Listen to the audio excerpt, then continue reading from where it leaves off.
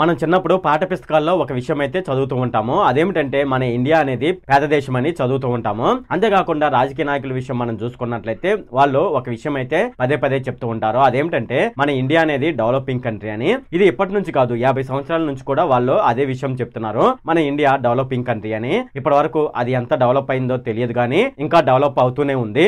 మన ఇండియాలో మనం రోజు వాడే కరెన్సీ నోట్లు ఉంటాయి కదా, ఆ కరెన్సీ నోట్లను తయారు చేసేది ఆర్బీఐ. అయితే మన సెంట్రల్ గవర్నమెంటే ఆర్బీఐ ద్వారా కరెన్సీ నోట్లను ప్రింట్ అయితే చేపిస్తుంది. అలాంటప్పుడు మన దేశంలో చాలా మంది పేదలు ఉన్నారు కదా, అటువంటి సమయంలో మన సెంట్రల్ గవర్నమెంట్ ఆర్బీఐ ద్వారా డబ్బులను ఎక్కువగా ప్రింట్ చేపించి ఆ ప్రింట్ చేపించిన డబ్బులను ప్రజలకు ఎందుకు పంచరు? అలా పంచినట్లయితే పేద దేశం కాస్త ధనిక దేశం అవుతుంది కదా. మన ఇండియాలో ఉన్న సెంట్రల్ గవర్నమెంట్ ఎందుకు అలా ఆర్బీఐ ద్వారా ఎక్కువ డబ్బులను ప్రింట్ చేపించి ప్రజలకు పంచదు? పూర్తిగా మనం ఈ వీడియోలో డిస్కస్ చేద్దాము. హాయ్ ఫ్రెండ్, నా పేరు సతీష్ బాబు. నేను ఎప్పటికప్పుడు రియల్ ఫ్యాక్ట్స్ సంబంధించిన వీడియోలు అయితే చేస్తూ ఉంటాను. రీసెంట్ గా జరిగిన ఇష్యూస్ గురించి, అలాగే లోకల్, స్టేట్, సెంట్రల్, గ్లోబల్ కి సంబంధించిన పొలిటికల్ ఇష్యూస్ గురించి కూడా నేనైతే వీడియోలు అయితే చేస్తూ ఉంటాను. ఎవరైతే నా ఛానల్ ని కొత్తగా చూస్తున్నారో వాళ్ళైతే తప్పకుండా కిందున్న రెడ్ కలర్ సబ్స్క్రైబ్ బటన్ మీద ప్రెస్ చేసి సబ్స్క్రైబ్ అయితే చేసుకోండి. ఇలా మీరు ఒకసారి సబ్స్క్రైబ్ చేసుకున్నట్లయితే మీరు ఈ వీడియో చేయడానికి నేను పడిన కష్టానికి, అలాగే నా ఛానల్ కి మీరు కొంచెం సపోర్ట్ చేసిన వాళ్ళు అవుతారు. ఇప్పుడు మనం వీడియోలోకి అయితే వెళ్ళిపోదాం.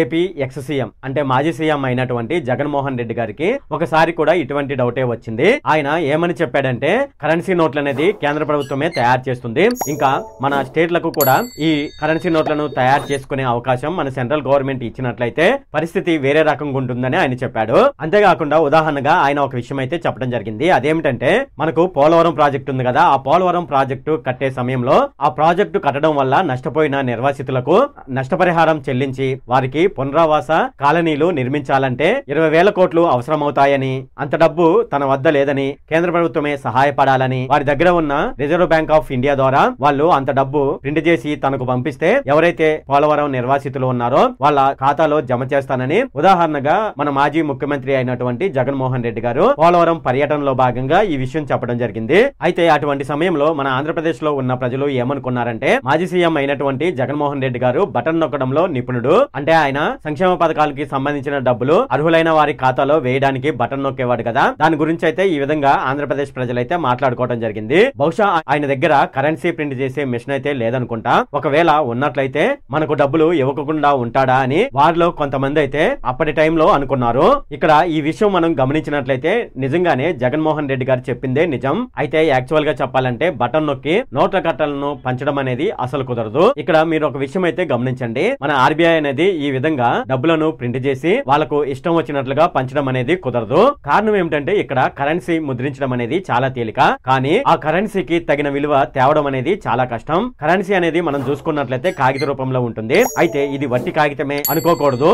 ఏం పోయింది, ప్రింట్ చేసుకోవచ్చు కదా మనకి ఇష్టం వచ్చినట్లు అని కూడా అనుకోకూడదు. దానికి కొన్ని లెక్కలంటూ ఉంటాయి. ఇక మనం చూసుకున్నట్లయితే ఏ వస్తువుకైనా సరే మనం దానికి తగినటువంటి డబ్బులు చెల్లించి దాన్ని కొనుగోలు చేస్తున్నాము అంటే దానికి అర్థం ఆ వస్తువుకి ఆ నిజ విలువ ఉండబట్టే మనం అలా కొనుగోలు చేస్తున్నాము. దానికి వాస్తవంగా ఆ విలువ ఉందని రిజర్వ్ బ్యాంక్ వారు మనకు ఆ కరెన్సీ పైన రిజర్వ్ బ్యాంక్ యొక్క గవర్నర్ సంతకంతో కూడిన హామీతో ఇస్తుంటారు. ఇలా రిజర్వ్ బ్యాంక్ గవర్నర్ సంతకం పెట్టడంతో ఆ నోటికి 600 అయినా ఆ నోటికి ఆ విలువ అయితే ఉంటుంది. అయితే ఆ వస్తువుకి సమానమైనటువంటి వస్తువుని గాని బంగారాన్ని గాని ఇస్తామని మనం కొనుగోలు చేసినట్లయితే అది చెల్లుబాటు కాకుండా అయితే ఉండదు, చెల్లుబాటు అయితే అవుతుంది ఆ నోటు అనేది ఒక హామీ లాంటిది. ఇక కరెన్సీ విషయానికి వస్తే మన దేశంలో నిర్ణీత కాలంలో ఉత్పత్తి అయ్యే పంటలు, పారిశ్రామిక వస్తు సముదాయం, దీన్నే స్థూల జాతీయోత్పత్తి అంటారు. రిజర్వ్ బ్యాంక్ వద్ద ఉన్న బంగారం నిల్వలు, అలాగే విదేశీ మార్కపు నిల్వలు, ముఖ్యంగా ఏ దేశమైనా అంగీకరించే డాలర్ మొత్తానికి లెక్క కడతారు. ఆ మేరకు మాత్రమే కరెన్సీ ఎంత ముద్రించాలో అనేది వాళ్ళైతే లెక్కలు వేస్తారు. వాటి విలువ ఒక చోటకి చేర్చే మదింపు అయితే చేస్తారు. అదే మొత్తాన్ని వివిధ రూపాయల విలువతో డబ్బులను ప్రింట్ చేసి ప్రజలకు అందుబాటులోకి అయితే తీసుకువస్తారు. అప్పుడు మన దేశ ఆర్థిక వ్యవస్థలోకి కరెన్సీ వచ్చి చేరుతుంది. ఇక్కడితో రిజర్వ్ బ్యాంకు పని అయితే ముగిసిపోతుంది. ఇది మనకు నిరంతరంగా జరిగే ప్రక్రియ. అయితే ఇప్పుడు కరెన్సీ అనేది మనం ఇష్టం వచ్చినట్లుగా ప్రింట్ చేసుకుని ప్రజలకు పంచితే ఏమవుతుంది అనేది ఇప్పుడు చూద్దాము. ఆఫ్రికాలో మనం గమనించినట్లయితే ఒకప్పుడు ఏం జరిగిందంటే బడుగు దేశమైన జింబాబ్వే దేశం అయితే ఉంది కదా, ఆ జింబాబ్వే దేశం అయితే ఆర్థికంగా దివాలా తీసింది. ఆ దేశంలో ఒక కప్పు చాయ్ తాగాలంటే లేదంటే ఒక బ్రెడ్ ప్యాకెట్ కొనుక్కోవాలంటే అరచేతి నిండా నోట్ల కట్టలు ఇస్తేనే అవి కొనుక్కునే అవకాశం అయితే ఒకప్పుడు ఉండేది. జింబాబ్వే దేశంలో మనం చూసుకున్నట్లయితే నోట్ల కట్టలు రోడ్ల మీద ఎక్కడికక్కడ పడైతే కనిపించాయి. వాటికి అక్కడ విలువ లేదు, అంటే కరెన్సీ నోట్లకు అక్కడ విలువ లేదు. ఏ దేశము కూడా అక్కడ పరిస్థితిని గమనించలేదు. గమనించి ఆ నోట్ల కట్టలను మార్పిడి అయితే చేసుకోలేదు. మన దగ్గర ఎక్కువ డబ్బులు అనుకోండి, మనం ఏం చేస్తాము, చాలా జాగ్రత్తగా ఆ డబ్బులను అయితే కాపాడుకుంటాము. కానీ అప్పటి కాలంలో జింబాబ్వే దేశంలో డబ్బులను కాపాడుకోవాల్సిన అవసరమే లేకుండా పోయింది. దొంగల బాధ అనేది అక్కడ లేకుండా పోయింది. ఎందుకంటే ఎక్కువగా కరెన్సీ అయితే అక్కడ ప్రజల చేతుల్లో ఉండిపోయింది. అయితే అక్కడ నోట్ల కట్టలు ఎందుకు రోడ్ల మీద కట్టలు కట్టలుగా పడున్నాయి, అక్కడ కరెన్సీకి ఎందుకు విలువ లేకుండా పోయిందని మనం చూసుకున్నట్లయితే అక్కడ ప్రజలు తమ దగ్గర డబ్బులు లేక ఇబ్బంది పడుతున్నామని, అక్కడ ఉన్నటువంటి చేతగాని ప్రభుత్వం కనీసం ప్రజలకు డబ్బులను కూడా సమకూర్చలేకపోతుందని అక్కడున్న ప్రజలైతే ప్రభుత్వం పైన గగ్గోలు పెట్టారు. అయితే అక్కడ ప్రభుత్వం ఏం చేసిందంటే రేయింబవళ్లు బాగా కష్టపడి ఆ డబ్బులను అయితే ప్రింట్ చేసింది. అక్కడ ప్రజల కోరికలను తీర్చి వాళ్ళకు డబ్బులు వద్దన్నా సరే అక్కడ ప్రజలకైతే అప్పటిగా జింబాబ్వే ప్రభుత్వం అయితే పంచింది. అలా ఉంటుంది మన రిజర్వ్ బ్యాంక్ గనక డబ్బులను ఎక్కువగా ప్రింట్ చేసి ఈ విధంగా ప్రజలకు వద్దన్నట్లుగా డబ్బులు పంచినట్లయితే జింబాబ్వే దేశం లాగైతే మన దేశ పరిస్థితి అయితే వస్తుంది. ఆ పరిస్థితి కనుక వచ్చినట్లయితే దేశ ఆర్థిక వ్యవస్థ జబ్బును పడినట్లయితే అవుతుంది. కనీసం మనం చూసుకున్నట్లయితే డబ్బులను ప్రింట్ చేయాలంటే, అంటే ఒక 10 రూపాయల నోటుని ప్రింట్ చేయాలన్నా లేదంటే ఒక 20 రూపాయల నోటుని ప్రింట్ చేయాలన్నా సరే కొద్దిగా డబ్బులు అయితే ఖర్చు అవుతుంది కదా. అంటే రా మెటీరియల్ వాటి కోసం అయితే డబ్బులు ఖర్చు అవుతాయి కదా. వాళ్ళు అక్కడ ఎక్కువగా డబ్బులు ప్రింట్ చేసినప్పటికీ ఆ ప్రింట్ చేయడానికి అయిన ఖర్చు కూడా ఆ ప్రభుత్వానికి రాలేదంట.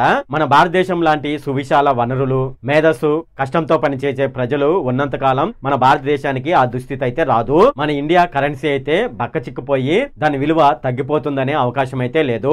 అయితే మన ఇండియాలో డాలర్ మార్కపు విలువ మనం చూసుకున్నట్లయితే ఒడిదుడుకులు అయితే కనిపిస్తూ ఉంటాయి. అంత మాత్రాన రూపాయి విలువ పూర్తిగా దిగజారిపోతుంది అని చెప్పడానికి లేదు.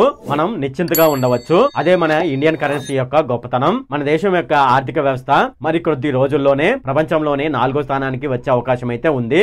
ఇది ఫ్రెండ్ మన ఆర్బీఐ అయితే డబ్బులను ఎక్కువగా ప్రింట్ చేయకపోవడానికి గల కారణము. ఈ వీడియో ఎవరైతే చివరి వరకు చూస్తున్నారో వాళ్ళైతే జై హింద్ అని టైప్ చేయండి. ఈ వీడియో కనుక మీకు నచ్చినట్లయితే ఇక్కడ కింద ఉన్న రెడ్ కలర్ సబ్స్క్రైబ్ బటన్ మీద అయితే ప్రెస్ చేయండి. అలాగే ఈ వీడియోని మీ ఫ్రెండ్స్ అండ్ ఫ్యామిలీ మెంబర్స్ కి అయితే షేర్ చేయండి. అలాగే ఈ వీడియో సంబంధించి ఏమైనా కామెంట్లు ఉన్నాయి అనుకోండి, నాకు తప్పనిసరిగా కింద ఉన్న కామెంట్ సెక్షన్ లో అయితే తెలియజేయండి. ఈ వీడియో ఎంత friend. Okay, thank you friend.